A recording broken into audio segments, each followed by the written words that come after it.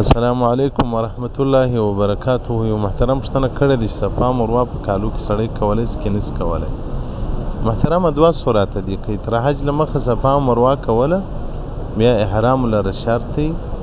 په احرام کې بیا کوي بیا حرام ساعت نه لري او کړي صفا مروه له حج بعد کوله یعنی د حج بعد صفا مروه کوله بیا ولر احرام نه دي شرط کالو کې هم کولای شي لکه څنګه چې طواف زیارت په کالو کې کولای شي صفا مروه هم کولای شي.